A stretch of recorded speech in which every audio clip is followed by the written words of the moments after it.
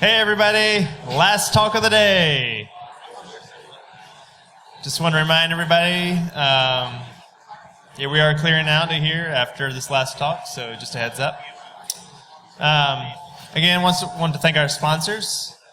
If you have any feedback about the conference or about particular sessions, you can go to bsides.com/feedback for conference feedback, or on the schedule, go to a particular session and click the feedback survey button.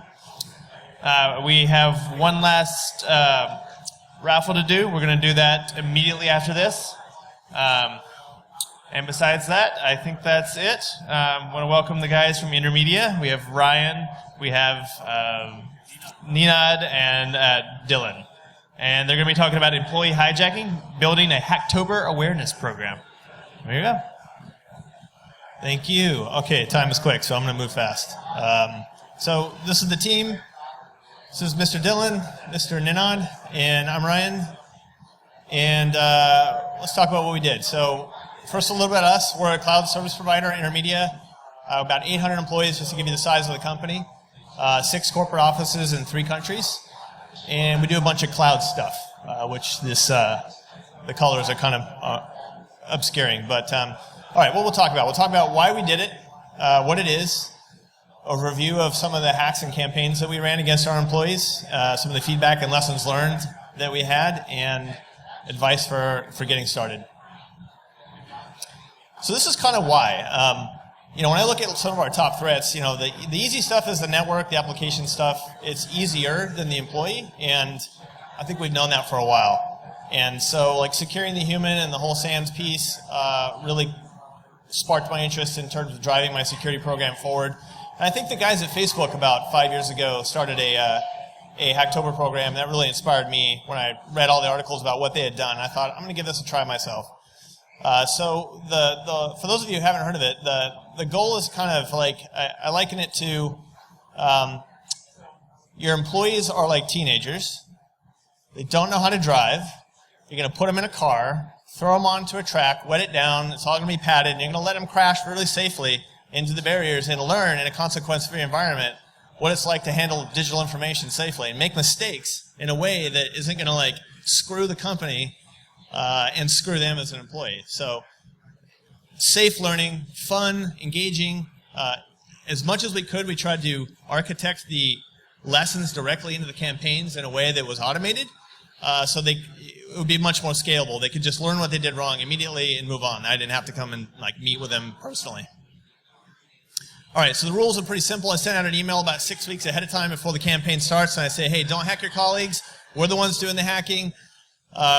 Report spotted hacks to security, and if you spot a hack, we'll give you a prize. All right, so what do? We did a bunch of different campaigns. We did some phishing campaigns, which are, everybody's pretty much running those now. Rogue wireless access points, social engineering on our support staff.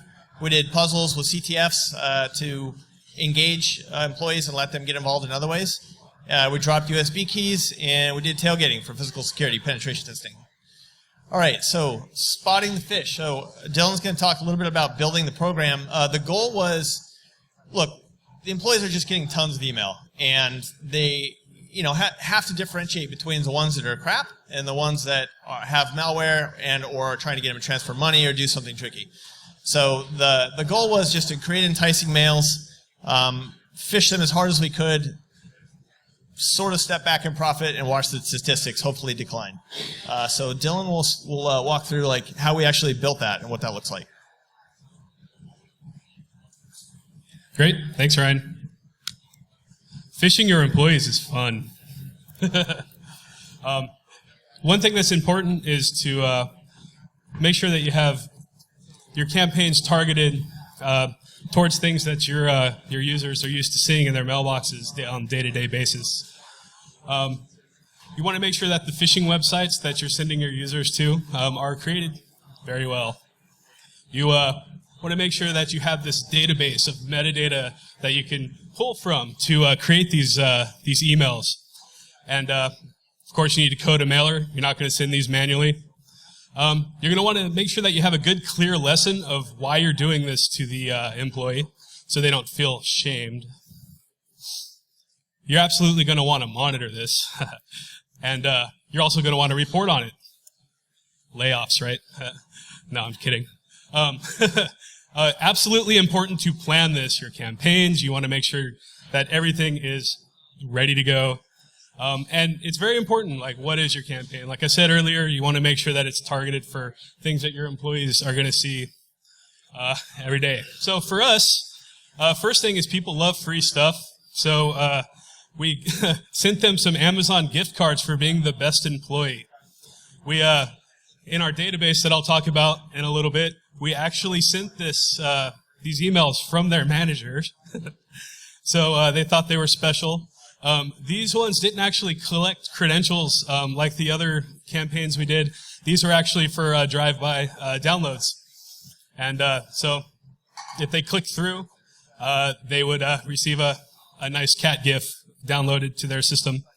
And we could track that based off of some logs and things that we had collecting. We did Amazon and we did Ozone for our overseas office. The credential collecting malware, emails we sent were for our payroll system and also for our Dropbox-like product called SecureSync. So first off, with the payroll system, people want to get paid. So if you tell them that they need to update their information in the payroll system or they're not getting paid, they're going to click the link, they're going to update it, they're going to give the creds, and you can kind of laugh about that. For the file sharing, your manager accidentally just shared all the salary information with you, this confidential folder. Click here, give it credentials to the web page, and fail. So kind of the bits and pieces, you absolutely want to make sure you have an exact duplicate of the website. Your users will notice a broken image, things aren't working correctly, especially if they visit this site on a daily basis. You're absolutely going to want to get domains that are registered as close as possible as you can to the real domain. If the website has SSL, buy an SSL cert, $5 at Namecheap. As a tip, don't collect the passwords. Don't save those to your SQL database.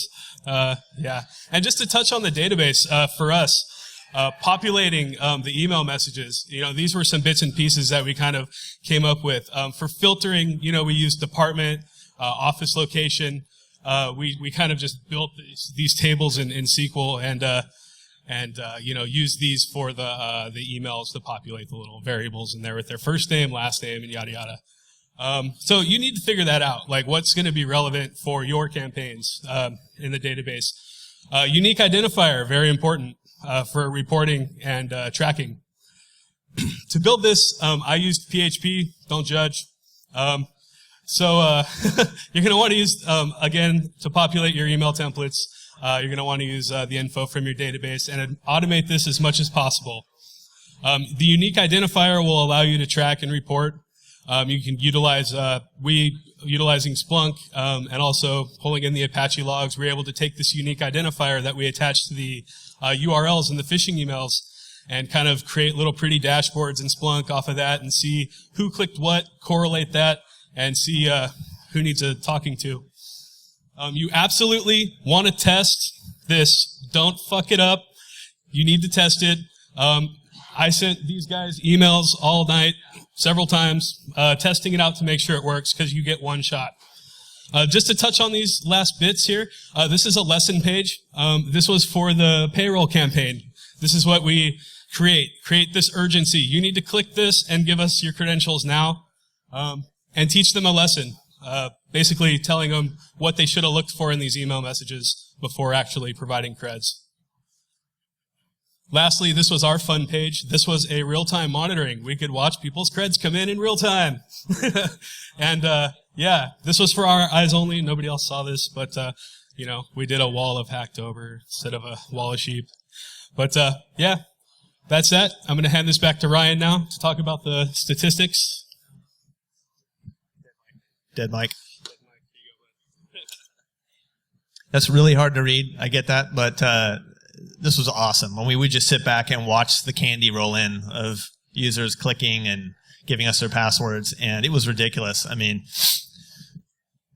not just like Jane Finance and Joe Marketing. It was like senior engineers that should know better clicking through and like, oh yeah, here's my password. Crazy.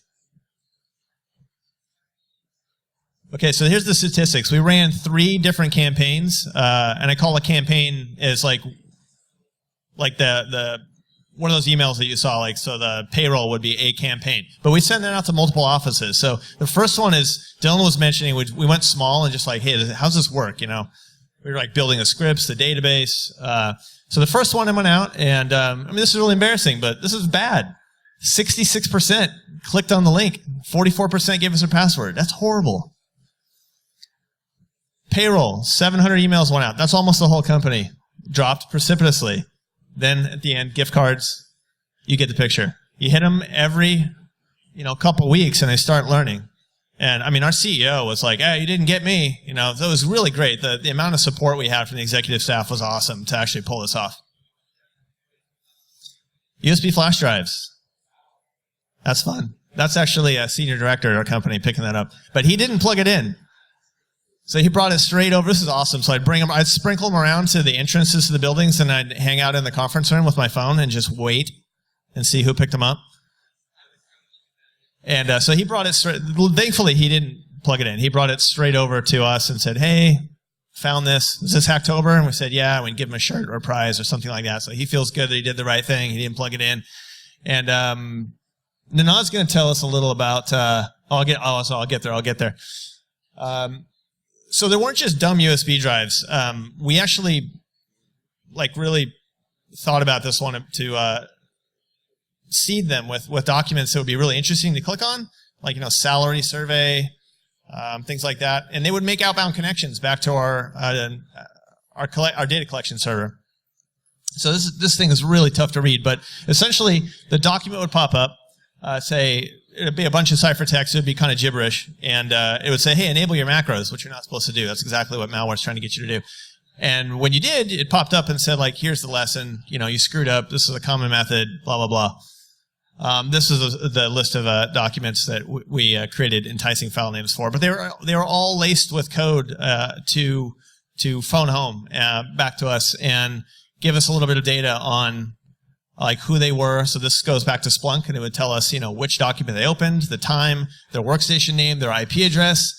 They were screwed. I mean, if they plugged it in, and we could tell the difference between if they plugged it in, or if they plugged it in and opened a document, or if they plugged it in and opened a document and enabled macros. So each step was, there was nowhere to hide. Okay, now it's going to talk to us about the Rogue Access Point program. Thank you, Ryan. So the rogue access points, they are mainly, the hardware is a Raspberry Pi, and they run a few open source programs like the Raspbian OS, which is like Debian, and a few custom built programs like we've coded them in-house. What do they do? The primary purpose is to broadcast an open wireless network, collect information about the client that connected to them, and send it up to we use Splunk. So as log information. It also helps in reimaging USB drives. It also helps in detecting if between the time we threw it out and whether someone plugged it in. So when someone brings it back, we can identify on the Raspberry Pis whether this device was plugged in at all or not. Let's take a look at the design. We have multiple offices throughout the world. So each office gets a Raspberry Pi of its own. Once they are plugged in, once they are powered on, they start broadcasting our open wireless network. And we have a single command and control server on the internet. It's like a simple CNC server. But what it does is it waits for connections from these Raspberry Pis also. And they start talking to each other. And we can share information like who has connected to our bots, what is going on, constant telemetry data. And it also is responsible for, or whether it lets us send information to these bots that, hey, change your SSID to this, change your BSSID to this, or load this new program, or here's a new configuration. Or even we can send it one-time instructions like sleep for the next 20 minutes or so. And this also reports data back into Splunk for us to analyze. What does it look like when someone connects to these bots? They are supposed to be displayed an informational message. In addition to this, we also send an audio file. So there's an audio indicator just for fun at times. So if someone in the office connects to these bots or connects to these open access points by mistake or deliberately, there's also a visual indicator that something's going on. And here's a message that they also see. What information do we collect? Once we have all the aggregated information on, we use Splunk. So once this log data goes into Splunk, we collect a list of unique devices. So this is like a sample dashboard that we use. We are constantly we have this in front of us during Hacktober. We also fluctuate the signal strength for fun. For someone with who's a little curious and wants to find out where are these access points, they generally use a wireless signal strength meter to identify the location. So it makes it a little bit harder to locate these. Then we collect other information like what is the status of a bot at any point in time and their location, the geolocation. And what are the wireless parameters that they are using? So since we change this as and when required, it gives us like a single page that we can go to see what's happening. And most importantly, this is our list of victims that have collected, that we have seen.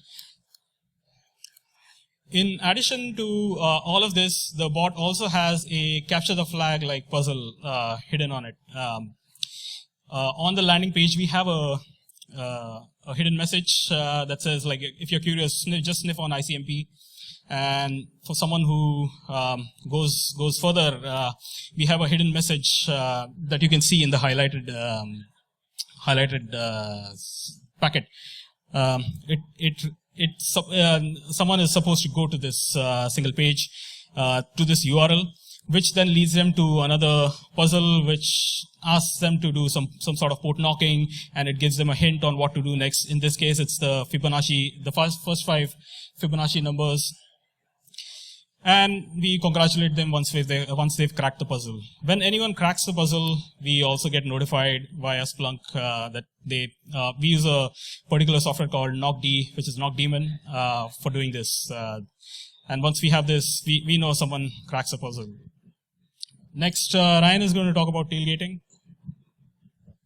Just after I tried to find a hot mic. What I will say about that, the Rogue AP thing that was a hidden benefit, which was really cool, was it helped us detect a whole bunch of Intel wireless adapters that were misconfigured throughout our endpoints that were configured to automatically connect to open APs. And so we just started seeing all these victims rolling in, and we're like, what is going on with this?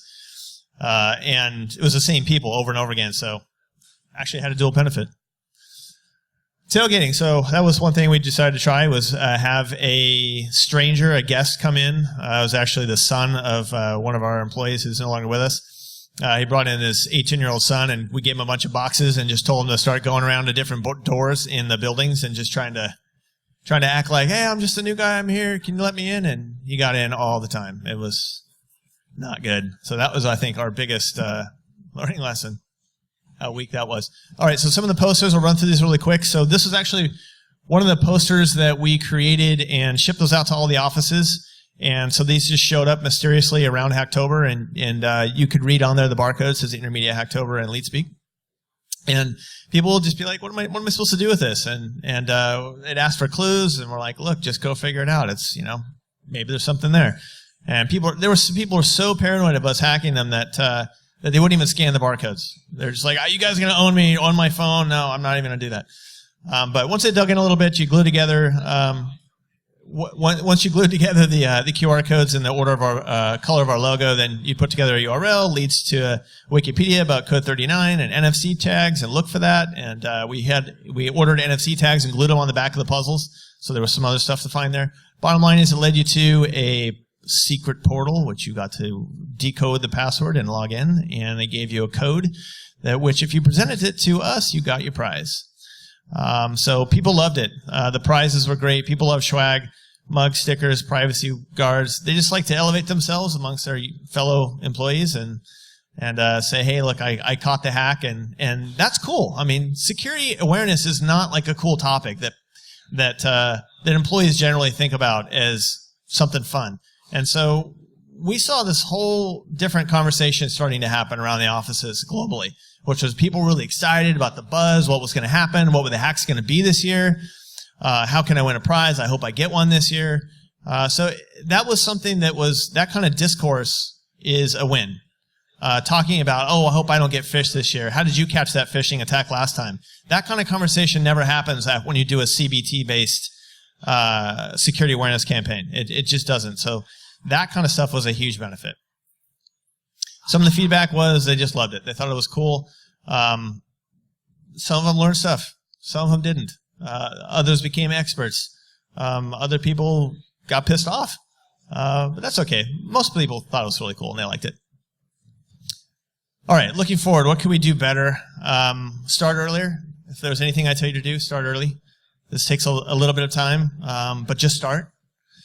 Don't worry about trying to make it perfect. This is going to be 2016 will be our third year doing it, and we're already start working on our artwork now, and we're going to order all our stuff for October.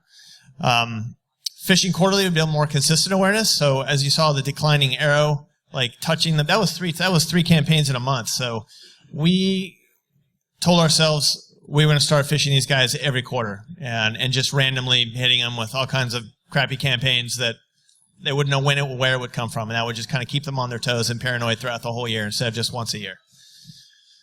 We only did tailgating one office. We were single-threaded. It was a little difficult. Coordination of other global hacks and time we didn't have. We had ambassadors in each office, so people needed to help us set up the pies and take delivery and hand out prizes and stuff like that. So getting clear instructions to them would have been much more helpful. So wrapping up, start early, check with management, get some support. A very small budget gets you going. Notify your employees and victims about 6 weeks out, and just get started. It's a good time, and it has a lot of benefits that I think that you really can't put your finger on unless you do it. So thanks. Oh yeah, and we're hiring.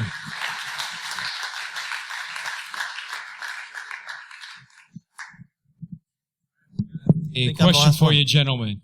Oh yeah, questions, right. Hey, you guys generated a lot of great material for this. Would you guys consider putting out on GitHub with your company? That way you can publish all the wireless cracks and the Right. We knew we were going to get that question.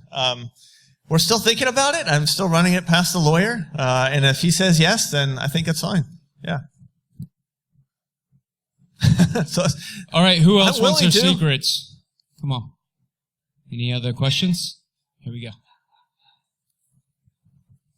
Hey, so I was wondering if you have any statistics of how the employees improved their security awareness over 3 years of Hacktobers.